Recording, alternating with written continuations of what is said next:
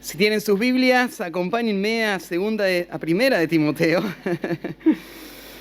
En la clase de predicación estamos en el CCP con segunda de Timoteo. El martes les toca predicar a todos los chicos y lo tengo fresquito en la mente. Bueno, vamos a primera de Timoteo capítulo 5 y hoy vamos a terminar, si Dios quiere, con el estudio en esta sección donde estamos aprendiendo en cuanto a los ancianos en la iglesia. Los ancianos en una iglesia que está ordenada bíblicamente. La semana pasada, cuando empezamos el estudio, decíamos que hay muchos males que aquejan a la iglesia de nuestro tiempo, pero tal vez entre todas las cosas que están afectando y están perjudicando la obra del Señor, creo que tenemos que poner arriba de todo en el ranking el hecho de que hay pastores que están en las iglesias cuando no deberían estar en ese lugar, en esa posición. Hablábamos la semana pasada de los pecados que deben ser tratados, pero cómo en muchas ocasiones no se hace, y eso trae gran dolor y daña profundamente el testimonio de una iglesia y las dinámicas que Dios puso en la iglesia para que esa iglesia crezca en santidad. Una iglesia nunca va a poder ir más allá de lo que sus líderes van, porque ellos fueron puestos ahí para ser un ejemplo para los demás.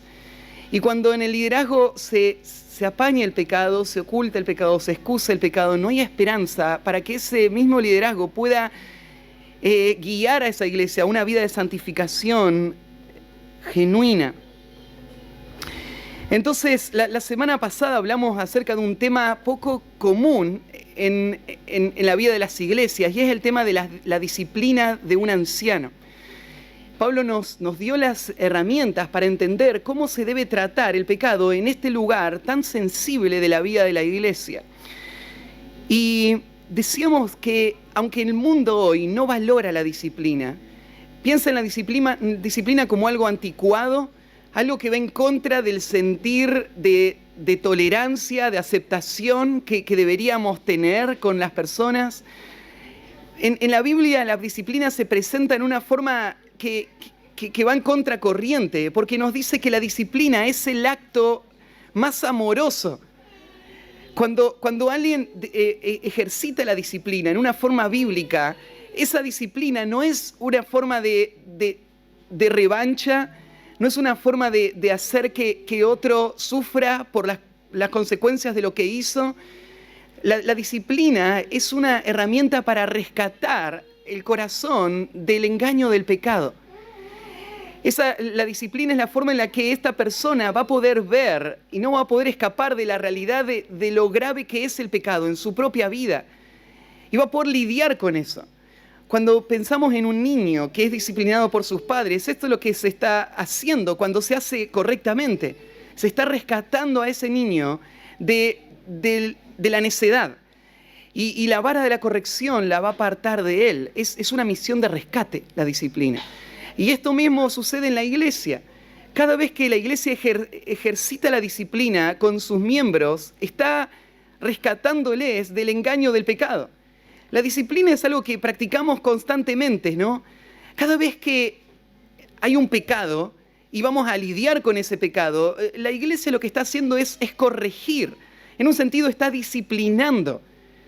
Pero lo que estamos viendo acá es que hay ciertos pecados en el liderazgo que van a llevar a este punto tan triste y difícil para la vida de este hombre y de toda la iglesia. Y es que este hombre sea expuesto públicamente frente a la iglesia por pecados que él no quiere abandonar o pecados que le descalifican del ministerio pastoral.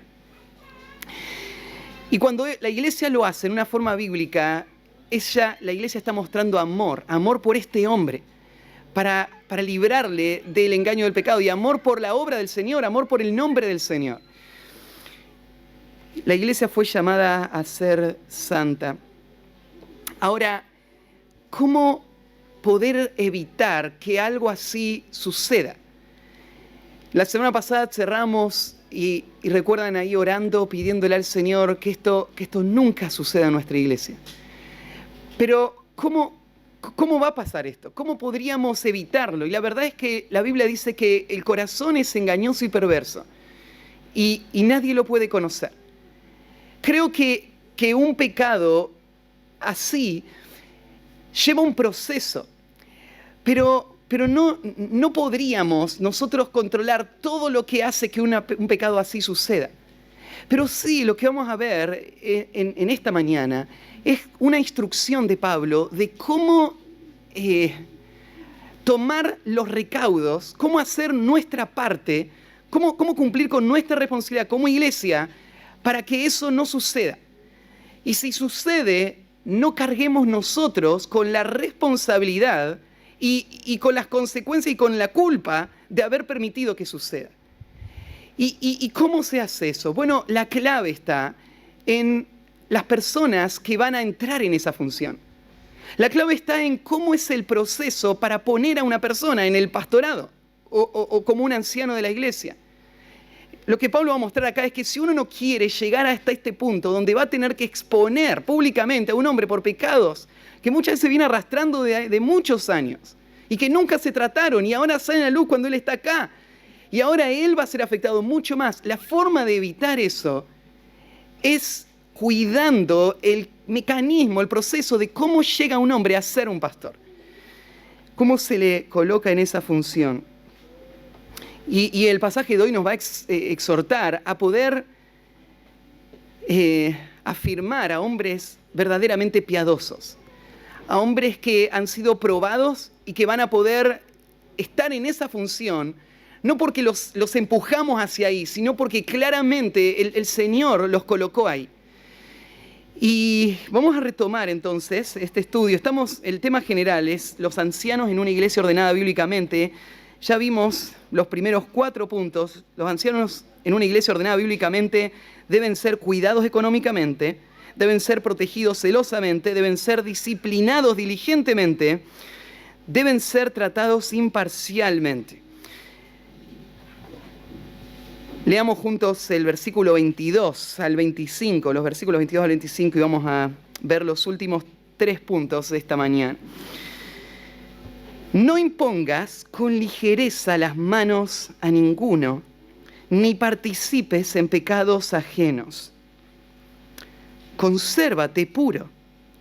Ya no bebas agua, sino usa de un poco de vino por causa de tu estómago y de tus frecuentes enfermedades. Los pecados de algunos hombres se hacen patentes antes que ellos vengan a juicio, mas a otros se les descubren después. Asimismo se hacen manifiestas las buenas obras, y las que son de otra manera no pueden permanecer ocultas. El quinto principio que Pablo le va a dar a Timoteo en cuanto a estos ancianos es que los ancianos deben ser afirmados prudentemente. La palabra prudencia tiene que ver con ser consciente de peligros reales y tomar decisiones que eviten esos peligros. Esto sería una persona prudente. Poner a una persona en el ministerio tiene que ser hecho con mucha prudencia, entendiendo los grandes peligros de equivocarnos al hacerlo y evitando esos peligros en el proceso de evaluar y afirmar a esta persona. Esto es lo que va a decir el versículo 22. No impongas con ligereza las manos a ninguno. Bueno, ¿qué es esto de imponer las manos? Creo que ya lo hemos comentado otras veces, pero déjenme tratarlo rápidamente acá, porque hay diferentes opiniones sobre lo que significa este versículo. Hay un historiador del siglo IV, Eusebio, que él contó la historia de los primeros 300 años de la iglesia. Y él contó que en los primeros años la iglesia tenía una costumbre: cuando alguien caía en pecado, la iglesia le excomulgaba. Si este pecado era un pecado serio y este pecado no se arrepentía, la iglesia lo sacaba de la comunión. Y si esta persona se arrepentía, le recibían de vuelta, hacían un anuncio público y le ponían las manos a esta persona en una señal de compañerismo, una señal de afirmación, una señal de reconocimiento de que esta persona es una persona que salva, que se arrepintió verdaderamente. Y entonces hay algunos comentaristas que toman esto que Eusebio dijo y miran el pasaje y dicen, esto es exactamente lo que vemos acá. ¿Por qué? En los versículos anteriores, lo que Pablo le dice a Timoteo es que si hay un anciano que peca y persiste en pecar, hay que reprenderlo públicamente. Y ahora nos habla de imponer las manos. O sea, lo que Pablo estaría diciendo sería esto. Si ustedes disciplinan a un anciano y lo sacan de la comunión de la iglesia, no tienen que ser tan rápidos en recibirlo de vuelta. No tienen que imponerle las manos con ligereza, significa, no tienen que decir, bueno, como está llorando, está arrepentido. Tienen que esperar un buen tiempo hasta que muestre el fruto de ese arrepentimiento. Entonces, hay algunos comentaristas que lo toman de ese lado y entiendo, está ese dato histórico, pero hay algo importante para saber. No hay ningún pasaje en la Biblia que nos cuente que la iglesia hacía eso. No hay ningún pasaje en la Biblia que relacione imponer las manos con restaurar a un pecador, ni un solo pasaje. Sería solamente un hecho histórico. Además, tendríamos otro problema, porque bíblicamente la restauración de una persona que peca no requiere mucho tiempo de resistencia, de que la iglesia diga, bueno, lo vamos a recibir, pero vamos a esperar unos cuantos años, que esté ahí afuera sufriendo las consecuencias de su pecado antes de que lo podamos tener de vuelta en nuestra iglesia. Bíblicamente, esa no es la forma en la que nosotros tenemos que actuar con los pecadores, ¿no? Cuando una persona peca, Jesús, ¿qué dijo que tenemos que hacer con ellos? Perdonarles. Y si pecan 7 veces, perdonarles 7 veces. Y si peca 70 veces 7, perdonarles 70 veces 7. La iglesia no tiene que tener resistencia en mostrar perdón cuando hay una persona que está manifestando arrepentimiento. Claro que el arrepentimiento va a tener ciertas marcas. Y si una persona está solo diciendo que está arrepentida, pero no está cambiando nada en su comportamiento, entonces yo no tomo lo que me está diciendo. Pero si una persona llega, después de haber cometido un pecado gravísimo, que afectó profundamente, y su comportamiento y sus palabras dicen, estoy arrepentido, entonces la iglesia no tiene que esperar 5 meses para recibirle. La iglesia le recibe. Entonces, tomar esto como decir, no lo recibas con ligereza, no parece ir con el sentido bíblico del perdón. Entonces, ¿cómo tomamos esto? ¿Qué es esto de imponer las manos? Bueno, ya lo mencionamos antes. Había una práctica, que esto sí está en el Nuevo Testamento, y es que cuando había un hombre que estaba aspirando al ministerio pastoral, la iglesia le evaluaba. Y los líderes de la iglesia, después que se aprobaba y decían, este hombre realmente es uno que tiene las marcas de un hombre espiritual, un hombre aprobado para el ministerio, lo que hacían en una reunión, le ponían enfrente de todos, los ancianos le rodeaban, ponían sus manos sobre este hombre y le encomendaban al ministerio de esta manera. Por ejemplo, esta práctica de encomendar las manos aparece en 1 Timoteo 4:14, donde leímos nosotros ya, no descuides el don que hay en ti, que te fue dado mediante profecía, con la imposición de manos del presbiterio. O sea, a Timoteo le pasó esto. Cuando Timoteo salió a la obra misionera, a él le impusieron las manos. Podríamos pensar, había no solamente la función pastoral específica, sino también tenemos el hecho de los misioneros que salían en aquel tiempo. Eran hombres a quienes se les imponían las manos. Esto aparece en Hechos 13:13 también, cuando a Pablo y al equipo misionero lo mandan por primera vez, le imponen las manos y sale al ministerio. También aparece en Hechos 6:6, cuando se reconoce a los primeros diáconos en la iglesia. Entonces, ¿qué es esto de imponer las manos? Bueno, es el reconocimiento de la iglesia, especialmente guiado por los ancianos, de que esta persona está calificada para el ministerio. Entonces, ¿de qué está hablando Pablo acá? Está hablando de esta responsabilidad de la iglesia, guiada por los ancianos, de reconocer quiénes van a ser pastores y quiénes no van a ser pastores. Un pastor no es una persona que se autoproclama pastor. No es una persona que dice, bueno, yo abro el garage de mi casa y empiezo una iglesia. Estábamos el sábado de la mañana charlándolo con los hombres y cada uno, varios hombres del grupo tenían historias de gente que ellos habían escuchado decir que se iban a ser pastores porque no tenían trabajo y que siendo pastores le iba a ir bien. Hoy en día hay afuera muchísimas iglesias que tienen el cartel ahí afuera y que estos hombres son hombres autoproclamados pastores.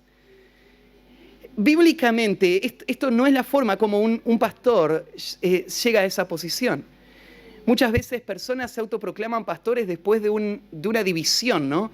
No estoy de acuerdo con el liderazgo, entonces me voy. Y no solo me voy yo, me voy con todos los que me sigan y vamos a empezar una nueva iglesia.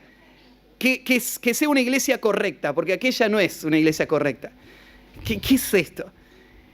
Bíblicamente, un pastor es una persona que ha recibido este reconocimiento oficial de parte de la iglesia, guiado por los ancianos, que estaba visto en esta señal, la imposición de manos. Cuando le imponían las manos no le daban ningún poder especial, pero estaban reconociéndolo, estaban respaldando el ministerio de esta persona. Y de esto está hablando Pablo acá. Y le dice, no impongas las manos con ligereza. La palabra ligereza es rápido, pero tiene más el sentido de apurado.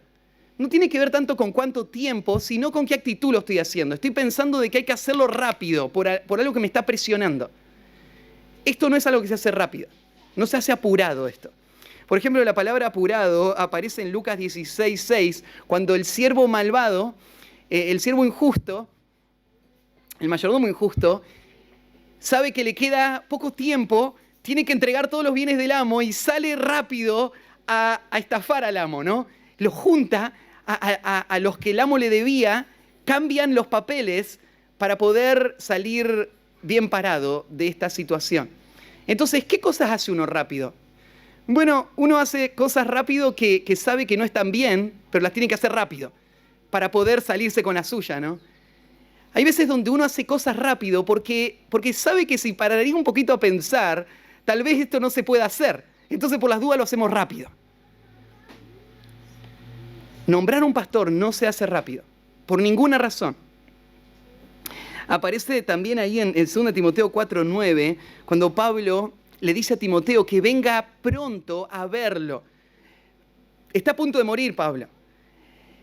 Pablo necesita los rollos, está en invierno y no tiene nada con qué abrigarse, está en una situación crítica. Timoteo no se puede relajar y decir, bueno, algún día voy. Pablo le dice, vení rápido a verme. ¿Por qué harías algo rápido? Bueno, lo haces rápido porque hay una necesidad. Y a veces hacemos cosas rápido porque hay que resolverlas rápido, ¿no? El ministerio pastoral no se resuelve rápido. Puede ser que haya una necesidad, pero no hay ninguna necesidad que justifique hacerlo rápido. No se imponen las manos con ligereza. A ninguno. No se imponen las manos con ligereza a ninguno. Lo que Pablo está señalando acá es ese gran peligro para la iglesia. La iglesia tiene que hacer esto con mucho cuidado. Esperar nunca va a hacer daño. Apurarnos sí. Puede hacer mucho daño. Esto no es algo que nos llame la atención, porque en el capítulo 3, cuando Pablo habló de los diáconos, ¿se acuerdan que, bueno, de los ancianos y de los diáconos, de los ancianos, ¿se acuerdan que él dijo que no sea un neófito? O sea, cuando vos ves a una persona, cuando ves a un hombre que tiene todo el entusiasmo, que tiene buenos talentos, que muestra celo y está creciendo rapidísimo, no digas, bueno, ya está, ¿qué más tenemos que esperar? Pongámoslo al frente. No un neófito. Dejá que pase tiempo. Dejá que pase mucho tiempo. Que no sea un recién plantado. Porque no se puede apurar esto. El crecimiento espiritual no se puede apurar. Con un diácono también se dijo lo mismo, que primero sea puesto a prueba. Hay que esperar, hay que pasar el proceso. No se pueden saltear etapas. Me sorprende ver cuántas veces las iglesias no tienen esto en cuenta y piensan que sí se podría hacer. No tienen un sistema formal para nombrar personas, solamente cuando llega el momento y la necesidad buscan a la persona mejor parada, ¿no? para ponerla al frente. Pero bíblicamente, la forma en la que un hombre llega al ministerio es a través de un proceso de evaluación dirigido por los ancianos, en los que la iglesia participa, que lleva suficiente tiempo como para que el verdadero hombre sea conocido y no pongamos a un hombre que después nos traiga muchos dolores de cabeza más adelante. Porque lo que no se trató antes, lo que no se vio antes, tarde o temprano va a perjudicar a la iglesia. Y el perjuicio para la iglesia va a ser mucho mayor si este hombre está en el ministerio pastoral que si no está. Y cierra esta idea. No impongas con ligereza las manos a ninguno, ni participes en pecados ajenos. La palabra participar ahí es la palabra koinonía. O sea, lo que está diciendo Pablo es que cuando un hombre no es evaluado apropiadamente y se lo coloca apresuradamente en una función y después sus pecados afectan a la iglesia, entonces yo estoy junto con él en este negocio. Los dos estamos unidos en este resultado. Es como una empresa, somos socios en esto. Y el daño que él hizo es mi daño. Yo que lo puse en esa función. Este hecho, ¿no es cierto?, es algo que no solemos pensar. A veces pensamos cuando estamos en la iglesia así, pensamos como el mundo, mis pecados son mis pecados. O sea, ¿qué te importa, ¿no es cierto? Si yo decido eso, es mi vida y yo hago lo que quiero, así piensa el mundo, ¿no? Pero eso no es verdad con el pueblo de Dios. Nuestros pecados afectan a todos los demás. ¿Por qué? Porque somos un cuerpo. No somos individuales en nuestra vida espiritual, somos miembros de un cuerpo. Nuestros pecados afectan a los demás. Y acá está afectando en una forma muy, muy específica. Yo le puse ahí. Sus pecados son mis pecados. Y la palabra ahí, koinonía, estamos siendo partícipes. Mirá, no dice él, son participantes de las consecuencias del pecado. Son participantes del pecado. O sea, es como que su pecado es tu pecado. Es como si vos hubieses cometido adulterio. ¿Por qué? Porque vos lo pusiste ahí en una forma imprudente. No solamente la iglesia va a recibir las consecuencias del pecado, su pecado es tu pecado. Están unidos en esto. Ahora, yo decía al principio, nosotros no podemos conocer el corazón de nadie. Es engañoso y perverso. Y puede ser que una persona, siendo evaluada como quieras evaluarlo, ¿no es cierto?, usando todas las herramientas que se te ocurran, pueda ocultar, ¿no?, eso hasta el final y termine en una caída estrepitosa. Ahora, si vos hiciste lo que tenías que hacer, entonces lo hiciste. No sos responsable, pero si no lo hiciste, entonces su pecado es tu pecado. Esta es la carga que Pablo le está poniendo a Timoteo. Es algo muy serio nombrar a alguien pastor. Es algo muy serio imponer las manos a alguien. Porque si no tuviste cuidado, sus pecados futuros van a ser tus pecados. Entonces los ancianos en una iglesia ordenada bíblicamente deben ser afirmados prudentemente, no con ligereza. No hay ningún apuro para hacerlo. Si notás al final, tenemos ahí en el final del versículo otra oración, que es otro principio que va a dar Pablo, mucho más cortito, pero no menos significativo. Consérvate puro. El punto número 6 es: los ancianos de una iglesia ordenada bíblicamente deben ser llamados a conducirse apropiadamente. Deben ser llamados a conducirse apropiadamente. Pablo va a hacer este llamado a Timoteo una vez más. Es que, ya lo dijo, ¿no? Mirá en el capítulo 4 al final. Ten cuidado de ti mismo y de la doctrina, porque haciendo esto te salvarás a ti mismo y de los que te oyeren. Timoteo, tené cuidado de tu propio corazón. Ahora, ¿Por qué Pablo lo vuelve a decir? Bueno, ahora Pablo lo está diciendo en conjunto de esta idea que estamos tratando, que Timoteo es responsable de nombrar personas. Le acaba de decir Pablo a Timoteo, mira, si vos nombrás a una persona sabiendo que esta persona tiene estos pecados sin resolver, lo que estás haciendo es siendo parte de su pecado. Y lo que va a pasar es que vos vas a ser culpable junto con él a la hora de que él afecta a toda la iglesia. Timoteo, vos tenés que tener celo por tu propia pureza, por tu propia integridad. Y este celo te va a guardar de pasar por alto los pecados de otro. Si vos no pasás por alto tus propios pecados, entonces va a ser más fácil que no pases por alto los pecados de otras personas para ponerles en el ministerio.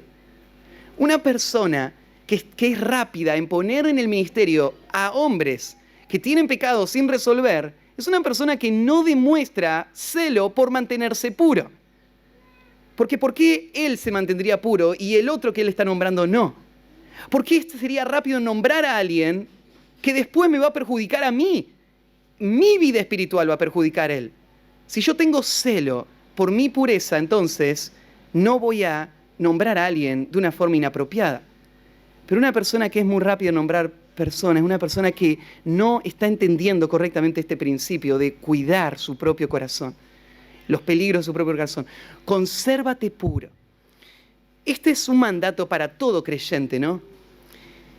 Ahí en Primera de Juan, capítulo 3, versículo 3, Juan dice, todo aquel que tiene esta esperanza en él se purifica a sí mismo, así como él es puro.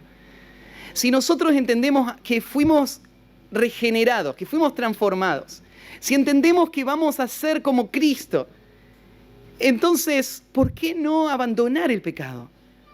¿Por qué no lidiar con nuestro pecado? Consérvate puro es para todo creyente, especialmente para el pastor. Yo pensaba cuando estaba estudiando esta idea de conservarse puro, llegué a 2 Corintios 11, versículo 2, donde Pablo habla de que la pureza del creyente es parte de su voto matrimonial. O sea, nosotros fuimos desposados con Cristo. Nos vamos a unir con Él cuando Él nos venga a buscar. Ahora somos su novia, lo estamos esperando. Y Pablo dice, yo les quiero presentar puros a Cristo, como una virgen pura. Este es el celo de un hombre que entiende que ser santo no es una opción, que de esto se trata mi vida espiritual, mi expectativa futura, mi encuentro con el Señor, ser santo y ser puro. Y esto le está diciendo Pablo ahora a Timoteo, consérvate puro.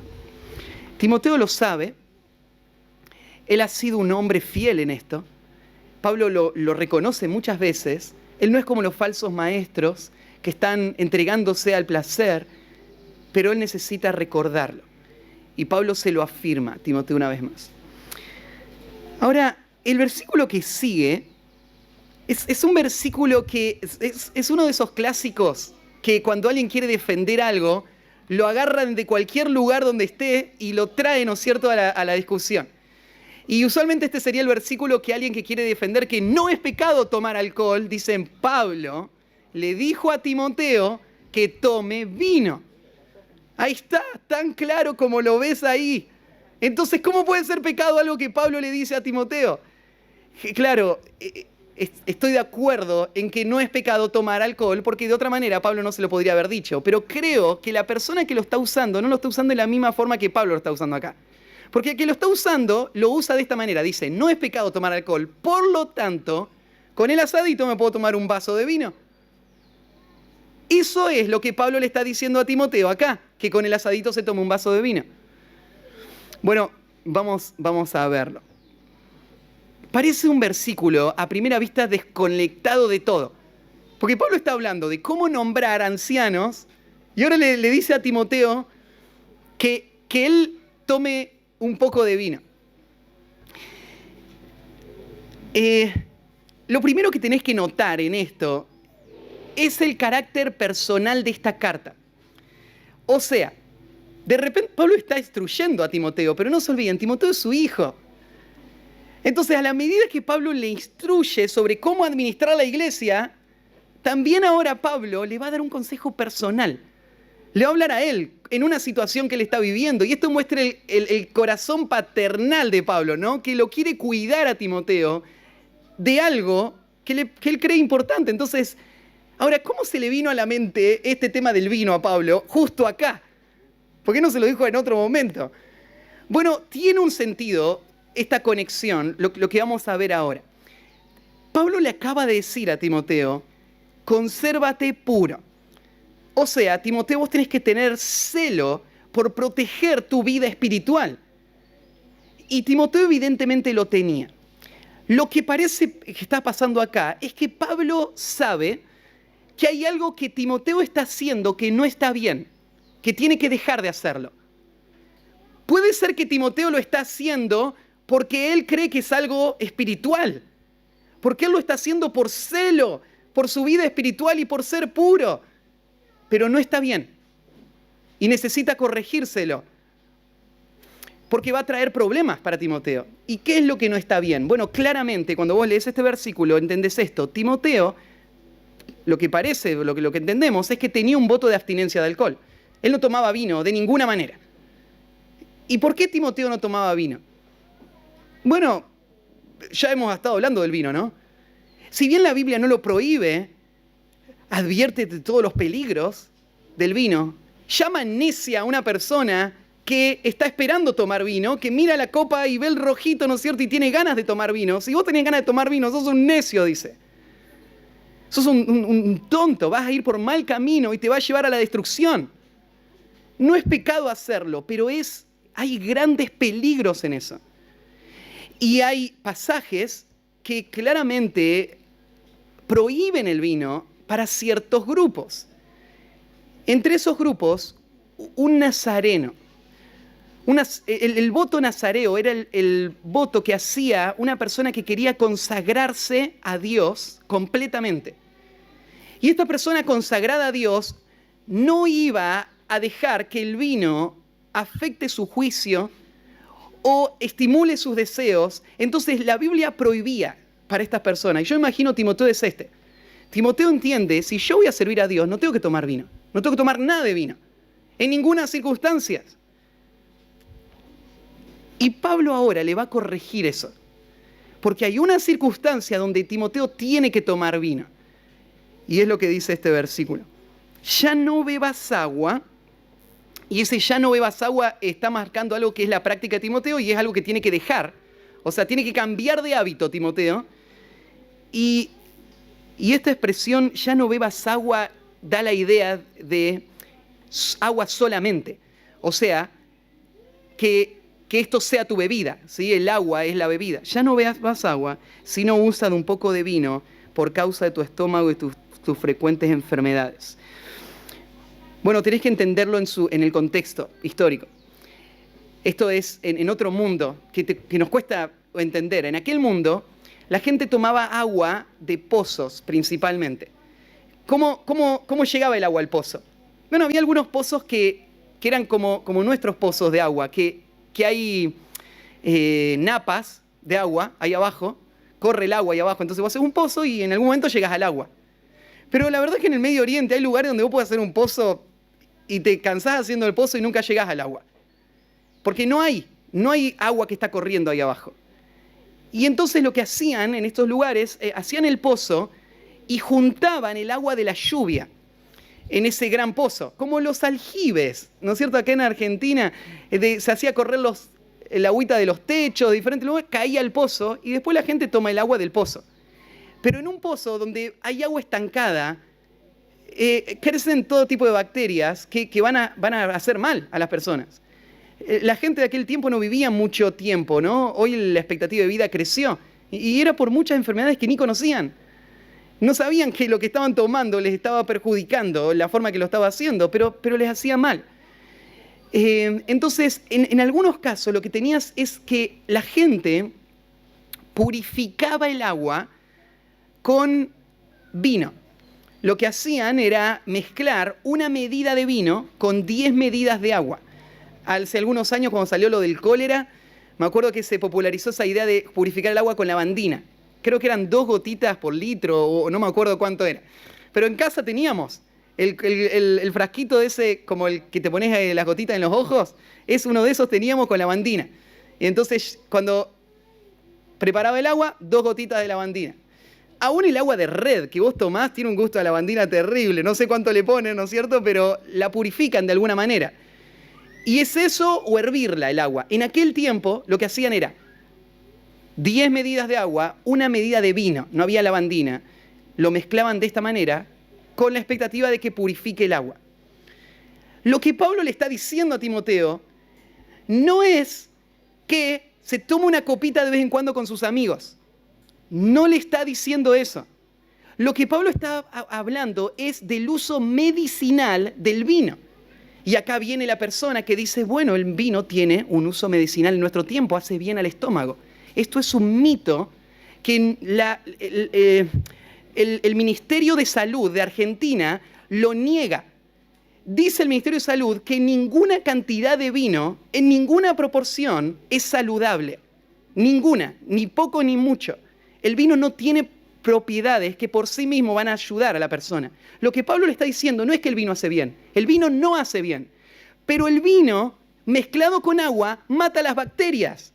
Eso es lo que Pablo le está señalando a Timoteo. Entonces no soy un experto en medicina, pero lo investigué y pueden ir a fijarse a los informes que nuestro propio país da en cuanto al vino. Y el vino no solamente no hace bien, el vino es el principal flagelo del mundo en nuestro tiempo. La gente que muere por causas relacionadas con el alcohol son impresionantes en el mundo, en donde vayas. Y nuestro país, estadísticamente, está en la cima de todo eso. Ya hemos hablado del tema del vino y no lo quiero cansar con este tema, pero lo que Pablo está hablando acá no es que Timoteo tiene que tomar un vaso de vino con el asado. Lo que Pablo está diciéndole a Timoteo sería como, aquí en Argentina creo que vi una noticia, puede ser que se aprobó el cannabis, ¿sí? Hace poquito, hace unas semanas, que sería la marihuana, ¿no? ¿Y por qué se aprueba algo así? Porque lo que la medicina reconoce es que tiene cierta propiedad curativa en cierta dosis para ciertas enfermedades. No es que la persona dice, bueno, fumarme un cigarrillo de marihuana no es tan malo, no está mal, porque hace bien. La medicina lo prueba, hay gente que toma. Pero el hecho de que hay gente que le prescriban el cannabis para una enfermedad en particular no hace que una persona pueda fumárselo socialmente y decir igual hace bien. No hace bien. Entonces, este es el principio que Pablo está usando acá con el vino. Pablo está usando el vino estrictamente en esta cuestión de las enfermedades del estómago de Timoteo, en una cuestión cultural. Pero el punto sería este. Déjeme retroceder. Ya tratando el tema, dejamos el tema del vino al lado. Pablo lo que le está marcando a Timoteo es esto. Timoteo, tu celo por la santidad, tu celo por la pureza, podría hacerte tomar malas decisiones que no consideren tu cuerpo físico. Timoteo, vos necesitas cuidar tu cuerpo y no lo estás haciendo bien. Vos necesitas tomar un poco de vino con el agua, no agua solamente, para cuidar tu salud. Este es el papá hablándole al hijo, ¿no? Y esto es un peligro para hombres con mucho celo por la obra del Señor y con mucho celo por la vida pura. El peligro es que ellos tomen malas decisiones y piensen que perjudicar su cuerpo físico es de alguna manera algo piadoso. No hay ninguna virtud en descuidar el cuerpo. No hay ninguna virtud en eso. Hay virtud en honrar al Señor con mi cuerpo. Y eso muchas veces significa cuidarlo.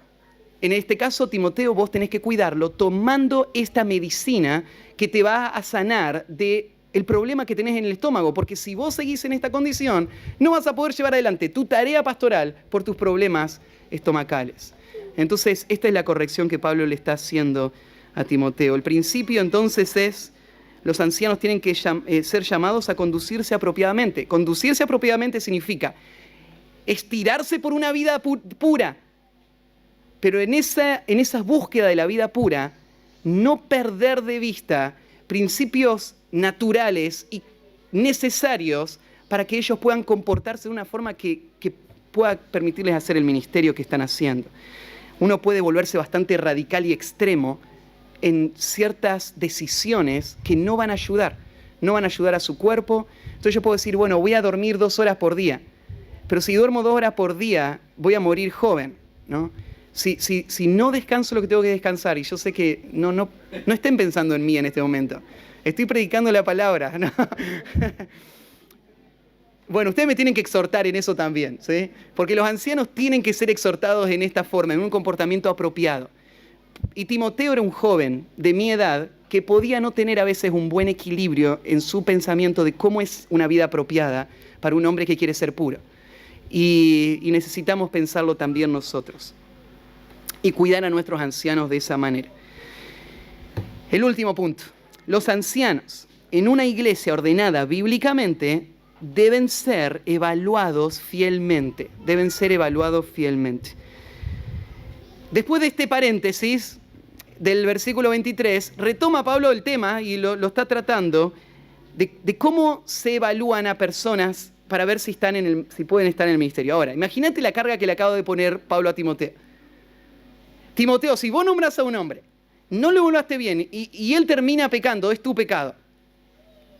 Esto puede ser una carga abrumadora para una iglesia. Es nuestra responsabilidad hacerlo. Pero esta responsabilidad podría paralizarnos y pensar entonces no hay nadie aprobado. ¿Cómo sabemos si podríamos nombrar a alguien? ¿Qué herramientas tenemos? ¿Cómo sabemos lo que hay en el corazón de las personas? Podría ser abrumadora y podríamos tirar la toalla. Pablo no quiere que Timoteo ni la iglesia en Éfeso tiren la toalla. Ellos tienen que evaluar. Y mira, le va a decir Timoteo, esta es tu responsabilidad, pero no es difícil. Se puede hacer esta tarea. Tiene sus desafíos, hay que enfocarse, hay que disciplinarse para evaluar personas, pero quiero que sepas que lo podés hacer. Y ahora le va a dar estas herramientas en el versículo 24 y 25 de cómo él va a tener la confianza de evaluar personas. Lo que le va a mostrar es, mira, si vos evaluás bien a una persona, entonces Dios va a sacar a luz lo que hay en el corazón de las personas. Vos lo vas a saber. Y si no lo sabés, hiciste tu trabajo, no sos responsable. El Señor lo va a juzgar en su tiempo. Miren el versículo 24. Los pecados, usa cuatro conceptos, Pablo, para afirmar a Timoteo acá. Primer concepto, los pecados de algunos hombres se hacen patentes antes de que ellos vengan a juicio.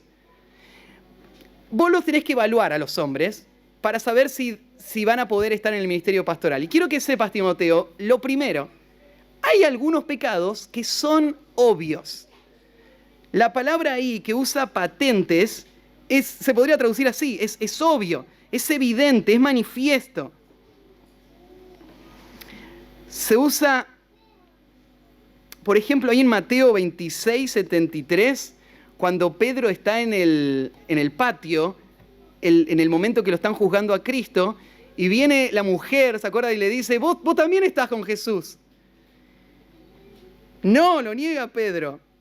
Y la mujer insiste y dice, verdaderamente también eres de ellos, porque aún tu manera de hablar te descubre. Tu manera de hablar te descubre. Esa palabra te descubre, es esta idea, es obvio. Es obvio, si no lo puedes negar. Hablas como Jesús. Es esa idea, ¿no es cierto? De algo que sale, está a la vista. Pablo está usando esa idea. Hay pecados en personas que están a la vista. Salen, ¿no es cierto? Lo único que tenés que hacer es pararte y mirarlos un segundo y su forma de hablar, su forma de conducirse, ya está ahí a la vista. O si no, también aparece ahí en 1 Timoteo 6, 7, dice, porque nada hemos traído a este mundo y sin duda nada podremos sacar. La palabra sin duda ahí es la misma. O sea, que nadie se lleva nada de este mundo es obvio. Es obvio, es sin duda. Es obvio, ¿por qué? Por experiencia, lo veo, ¿no es cierto? No hay cuestionamiento, nadie podría decir esto no es así. Entonces, le estoy diciendo esto, mira, hay ciertos hombres que quieren estar en el ministerio, pero la verdad es que es obvio que no pueden estar. Y vos no te tenés que sentir comprometido o presionado para para ponerlo a él, porque es obvio que no pueden estar. Y si es obvio, ahí termina la evaluación, antes que llegue a juicio. No hace falta convocarlo, hacer una reunión, no podés ser pastor. ¿Por qué? Ahí están tus pecados. Estos pecados te descalifican del ministerio. No hay forma de que vos entres al ministerio. No importa quién sea tu papá, no importa lo que haya sido, no importa la necesidad en la iglesia, no podés ser pastor. Tus pecados están a la vista. Este sería el primer grupo. Tal vez este grupo es el más fácil de lidiar, pero te digo, a veces, hasta esto lo podríamos pasar por alto para poner a alguien en el ministerio. Los pecados son obvios, pero los tratamos de tapar. Los tratamos de simular, tratamos de no hacer la pregunta, tratamos que nadie se entere, lo tratamos de apresurar rápido, pero son obvios. Si son obvios, entonces, Timoteo, esta es la herramienta para no ponerlo en el ministerio. Pero no siempre son obvios los pecados. El segundo grupo, dice ahí en el versículo 24, más a otros se les descubre después. A otros se les descubre después. Mira, para algunas personas los pecados no son obvios. ¿Por qué no son obvios? Porque ellos lo disimulan. Porque fingen. Porque hablan espiritualmente. Porque se muestran como que está todo bien. Te dicen que está todo bien. Y vos lo ves ahí y no ves nada. La verdad es que no hay nada que le pueda señalar. Siempre se escurre, ¿no es cierto?, la persona porque tendría una forma de explicar cada cosa y vos no ves nada. No es tan obvio. No es que decir, mira, acá está esto, ya está. No puede estar en el ministerio. Esta persona no está a la vista. Pero ahí usa una expresión, Pablo. Otros se les descubre después. El traductor puso esta idea de se le descubre después.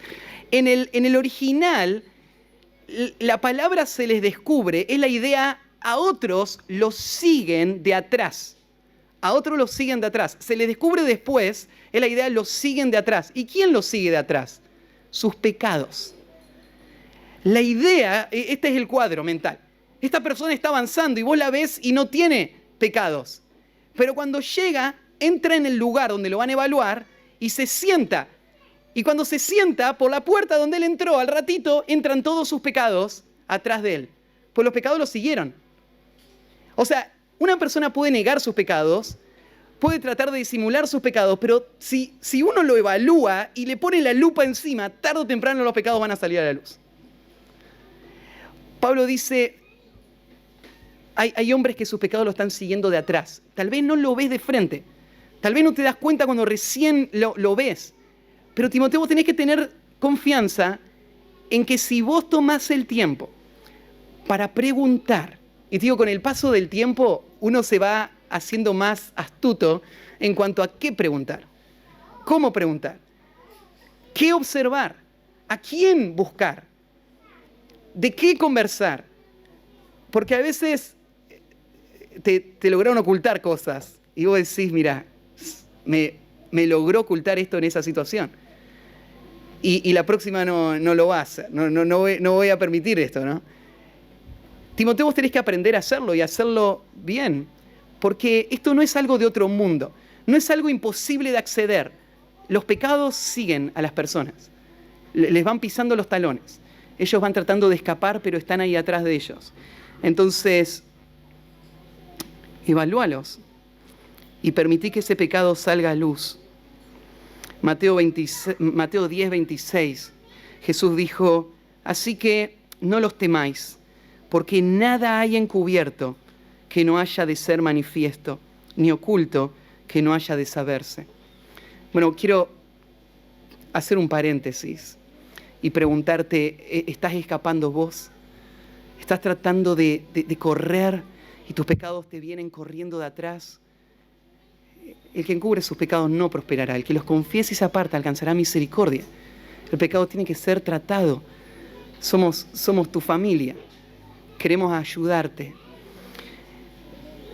Tristemente, este hombre llegó hasta este punto de estar siendo evaluado y ahora tiene que ser frenado, porque estos pecados salen a luz en este momento.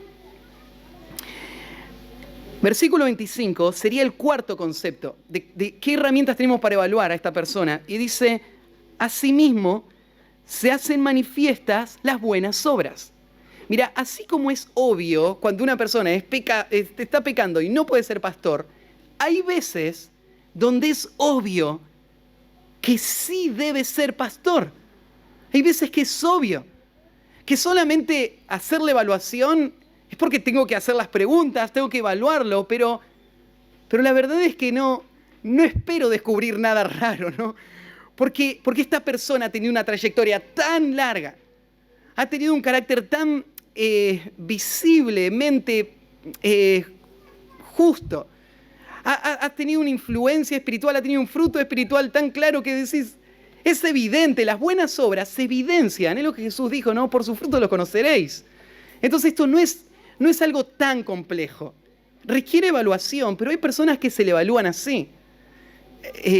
Creo que estaríamos de acuerdo cuando tocó evaluar a mi papá para el ministerio. Algunos decían, pero ¿no era ya anciano?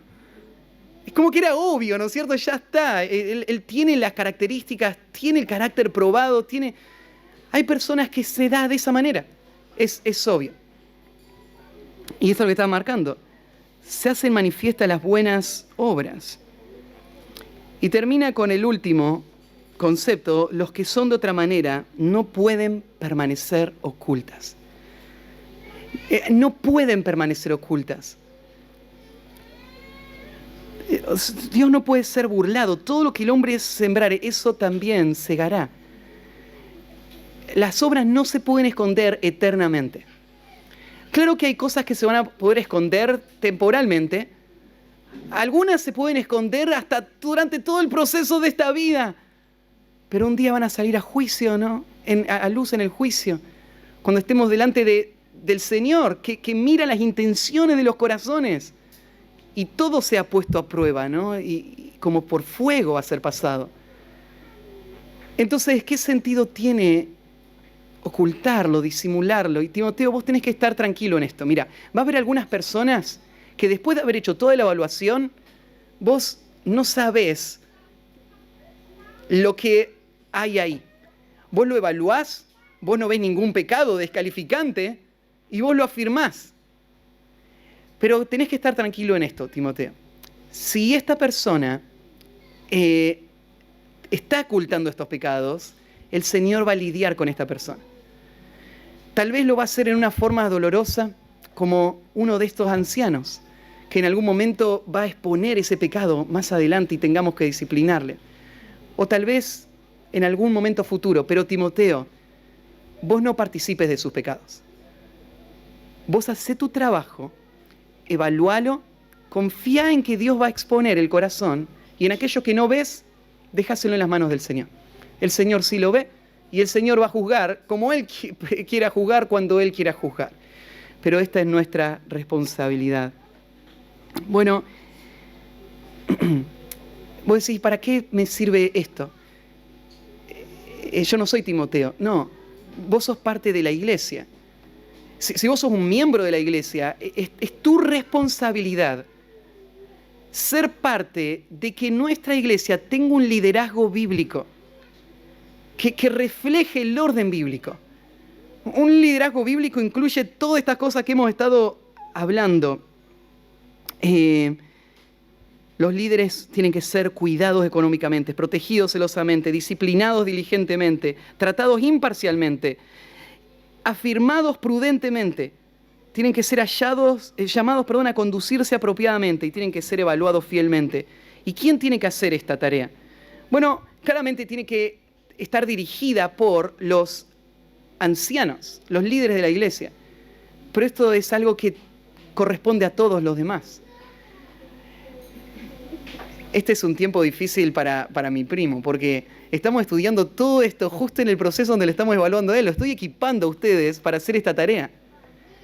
Pero quiero que sepan, ustedes son responsables, junto con nosotros, de cualquier paso que nuestra iglesia vaya a dar en esa dirección.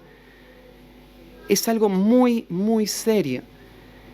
Porque la iglesia es la casa de Dios, es la iglesia del Dios viviente, es la columna y el baluarte de la verdad. Y la iglesia tiene que reflejar a Cristo, y lo va a hacer a medida que podamos seguir a hombres fieles que honren a Cristo en la función pastoral. Bueno, vamos a orar y terminamos. Padre, gracias por estas semanas en donde hemos estado estudiando en cuanto al ministerio, al rol del anciano y sobre todas las cosas a la responsabilidad de la iglesia frente a estos ancianos. Gracias por el regalo que tú nos has dado como iglesia de poder haber recibido influencias espirituales, instrucción sana que permitió comenzar a poner bases que hoy van afirmándonos. Y hoy es otro paso dentro de ese camino de afirmarnos, porque hoy estamos estudiando algo tan crítico. Señor, permite que esto se afirme en nuestro corazón, que entendamos el valor de esta función, que entendamos nuestra responsabilidad y ayúdanos a hacer lo que nos corresponde hacer. Y, Señor, expón el pecado, líbranos de él. Hemos sido salvados por tu gracia para poder reflejar tu gloria en vidas santas. Ayúdanos a hacerlo en la vida de nuestra iglesia y que tú seas glorificado en la iglesia por todos los siglos. Amén.